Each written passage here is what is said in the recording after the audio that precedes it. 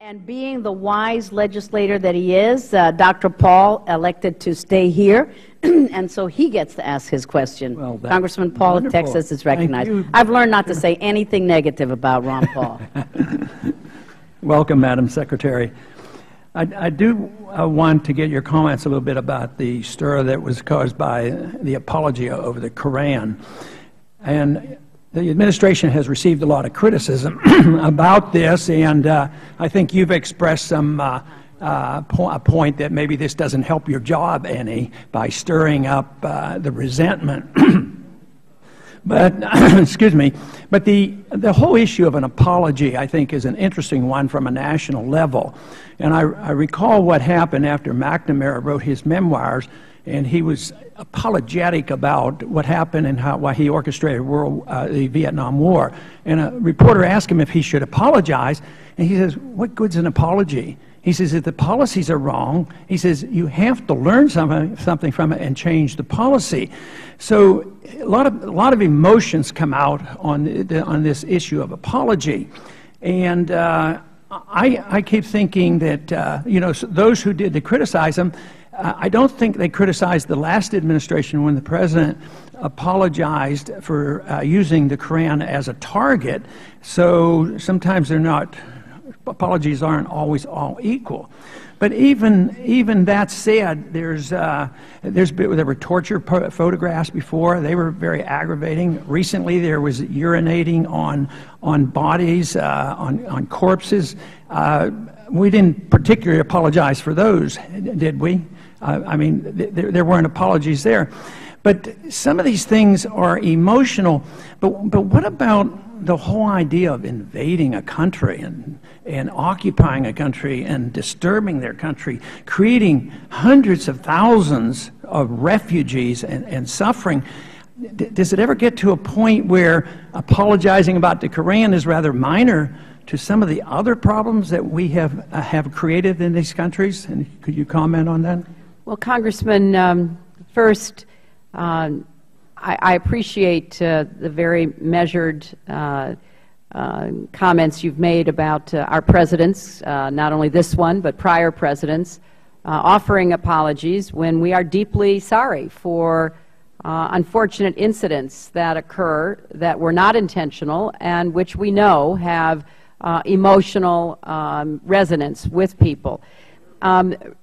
The larger question you ask, I think it's also important to put into context. President Obama promised to wind down the Iraq War. He has done so. He's in the process of transitioning out of Afghanistan in a manner that is done appropriately in keeping with the very large decisions that have to be made about helping the Afghans defend themselves, working with our partners and allies in that effort. And I think the underlying premise is certainly one that can be debated among Americans of good faith. You know, I believe that we were justified in going to Afghanistan, which is the I want to apologize because I don't want to get on that subject. And I accept your apology. Okay. Thank you, sir. There you go. But I do want to touch on something else to get a little different perspective on the nuclear enrichment in Iran, because we hear different stories. Even in Israel, there are debates. Tamir Pardo actually said, if they get a weapon, it's not an existential threat, and to Israel. So I'm sure there's probably a more nuanced debate in Israel than there is here sometime. But isn't it true that Iran has the right to enrich up to 20% for peaceful purposes? Most people, the way we talk and you hear the discussion, they have absolutely no right to enrich. And don't they have that protection under the Nuclear Proliferation Treaty, Non-Proliferation Treaty? But it never seems to have a balanced approach to that. And the best I can tell from what I read, there's no evidence that they have a bomb. There's no evidence that they're on the verge of of getting it.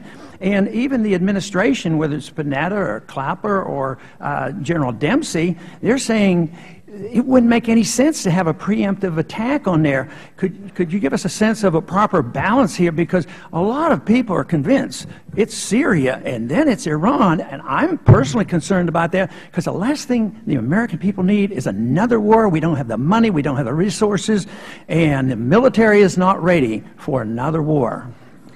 9 seconds.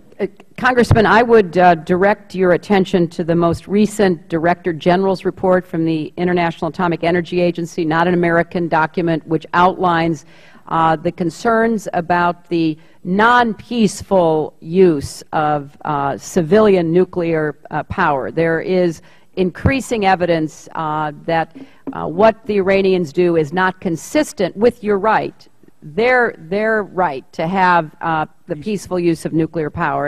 And I'll be happy to get you a copy of that, because I think you ask a very important set of questions. Thank you so much, Congressman. Thank you, Madam Secretary.